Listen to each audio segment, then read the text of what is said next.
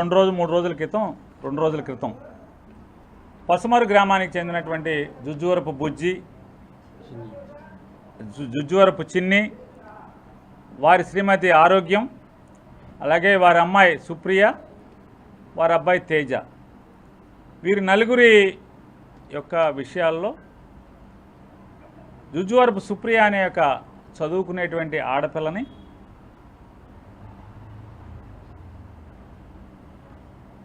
ఒక false case 307 పాత section అంటే హత్యాయత్నం కేసులో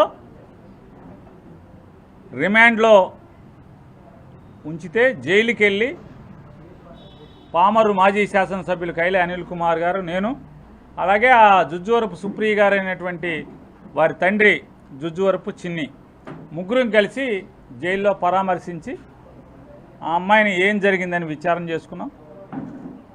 ఏం జరిగిందని విచారణ చేసుకుంటే ఆ అమ్మాయి ఏం చెప్పిందో, లేదా బయట తల్లిదండ్రులు, ఆ రోజు తల్లిదండ్రులు కానీ ఆ తేజ కానీ ఆ సంఘటనలో ఉన్నటువంటి వారిని విచారించి మొత్తం అందరూ చెప్పిన దాని మీద దాంట్లో వాస్తవాలు ఏం కనపడి నేను మీడియాతో మాట్లాడాను. మీడియాతో మాట్లాడితే సాయంత్రం 4 గంటలకి నేను పామరు సిఐ సుభాకర్ గారు, పామరు ఎస్ఐ భాస్కర్ గారు ఎలా బిహేవ్ చేశారు, తర్వాత కోటేశ్వరమ్మ గారు అనేటువంటి ఒక హోంగార్డ్ గారిని సిఐ గారు ఆ అమ్మాయిని పట్టుకోమని చెప్తే, సుప్రియాని పట్టుకుని ఈడ్చుకురమ్మని చెప్తే ఆ అమ్మాయి హోంగార్డ్ గారు ఎలా ఆ అమ్మాయిని పట్టుకున్నారు అని చెప్పాను. చెప్పి ఎస్పీ గారు కూడా నేను రిక్వెస్ట్ చేశాను, అయ్యా మీ నాయకత్వంలో మీరు సెలవులో ఉన్నట్టున్నారు, మీరు సెలవులో లేకుండా మీరు ఉద్యోగంలో ఉండుంటే కనుక ఇది జరిగేది కాదేమో, ఎందుకంటే మీరు యువకుడైన ఐపీఎస్ ఆఫీసర్ కాబట్టి మీరు సెలవులో ఉండగా జరిగినట్టుంది, కాబట్టి మీ కింద ఇటువంటి సిఏఎస్ఐలు ఉంటే చెడ్డ పేరు వస్తుందండి పోలీస్ వ్యవస్థకి అని చెప్పి ఎస్పీ గారిని నేను కోరాను. ఎస్పీ గారు మరి ఏం చర్యలు తీసుకున్నారో నాకైతే తెలియదు, కానీ తెల్లవారుజామున 3 గంటలకు మాత్రం మీడియా మిత్రులందరికీ ఇది ఒకటి పంపించారు. ఎస్పీ గారు కాదు, బహుశా ఇది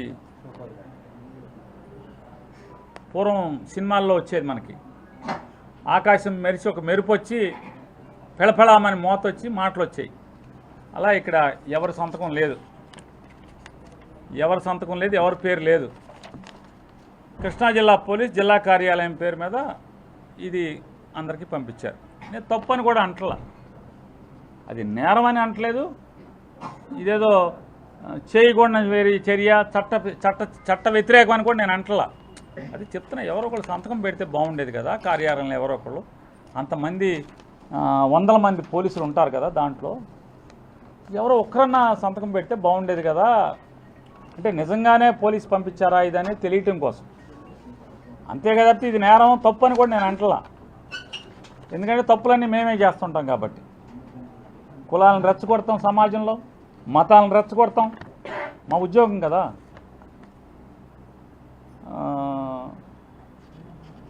ప్లానులు లేకుండా ఉంటే దిమ్మలు కట్టుకుంటూ ఉంటే దిమ్మలు కట్టుకునేవ్వకుండా ఉంటాం, ఇట్లా రకరకాలు ఉంటాయి జెండా దిమ్మలు. వారు దాంట్లో ఏం చెప్పారంటే సిఐ గారు కానీ ఎస్ఐ కానీ ఆమెతో అనుచితంగా ప్రవర్తించలేదు వివరణ ఇచ్చారు. ఈ అశరీరవాణి గారు వివరణ ఇచ్చారు. అక్కడ వేరే కేసు నిమిత్తం వచ్చిన వారు సదరు మహిళ గొడవ చేయటం గమనించారు. ఇంకోటి ఏమన్నారంటే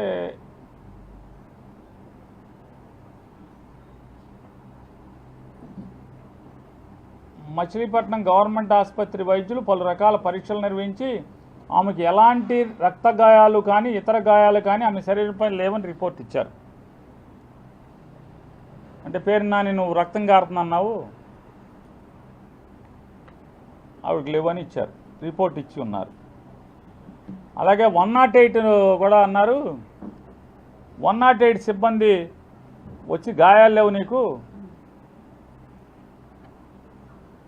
అని చెప్పి స్టేట్మెంట్ కూడా ఇచ్చారంట 108 సిబ్బంది. చూడండి ఒకసారి గమనించండి. 108 సిబ్బంది ఏదైతే పోలీస్ స్టేషన్కి వచ్చారో వాళ్ళు ఈ అమ్మాయికి గాయాలు లేవు కాబట్టి మేము ఎక్కించుకెళ్ళలేదు అని స్టేట్మెంట్ రాతపూర్వకంగా రాసిచ్చారంట.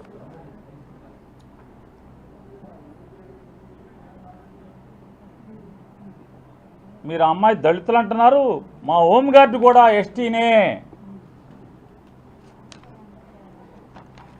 అంటే పాత వెనక సినిమాల్లో బాణం వేస్తే, యుద్ధంలో బాణం వేస్తే వెంటనే నిప్పు బాణం వేస్తే నీళ్ళ బాణం వచ్చేసి మొత్తం నిప్పుని ఆరిపేస్తే ఆ మోడల్ అనమాట.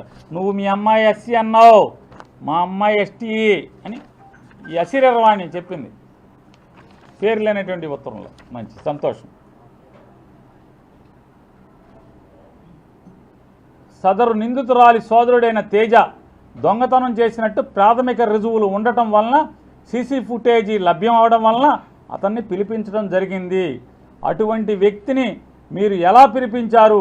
అతనిని వెంటనే పంపించకపోతే ఈవ్ టీజింగ్ కేసు మరియు రేప్ కేసు పెడతానని సిఐ మరియు ఎస్ఐ బెదిరిస్తూ ఆమెకున్న చదువు మరియు చట్టం మీద కొద్దిపాటి పరిజ్ఞానాన్ని తప్పుడు నిందలు పోలీసు మీద వేయడానికి ఉపయోగించి బెదిరించే ధోరణిలో మాట్లాడటం తప్పు కానట్లు, ఆ విధంగా బెదిరించి బ్లాక్మెయిల్ చేస్తూ పోలీస్ స్టేషన్లో దౌర్జన్యం చేయడం పెద్ద విషయం కానట్టు, ఒక నిందితురాలు అంతా నిజమే చెప్పినట్లు మీడియా ముఖంగా మాట్లాడటాన్ని ఖండిస్తున్నాము. ఇంకా చాలా చాలా చెప్పారు. మా పోలీసులు చాలా మంచివాళ్ళు, నీతిమంతులు. అంటే నేను చెప్పిన పేర్లోళ్ళు. నేను కూడా పోలీసులు మొత్తం చెడ్డోళ్ళని నేను ఇక్కడ నా జీవితంలో ఎప్పుడు చెప్పను. పోలీసు కాకి బట్టలు వేసుకున్న అందరూ చెడ్డోళ్ళు కాదు, కొద్దిమంది మాత్రమే దుర్మార్గాలు చేస్తుంటారు. ఆ చేసేవాళ్ళని పేర్లు చెప్తుంటాం. ఇప్పుడు రాష్ట్రంలో లక్షల మంది పోలీసులు ఉంటారు, అందరూ దొంగలైతే చట్టం ఎట్లా బతుకుంటుంది? అంటే మనుషులు ఎలా జీవిస్తారు ప్రశాంతంగా? రౌడీలు రాజ్యం వెళ్తారు కదా, దుర్మార్గులు రాజ్యాలు వెళ్తారు, కీచుకులు రోడ్డు మీద పడతారు కదా.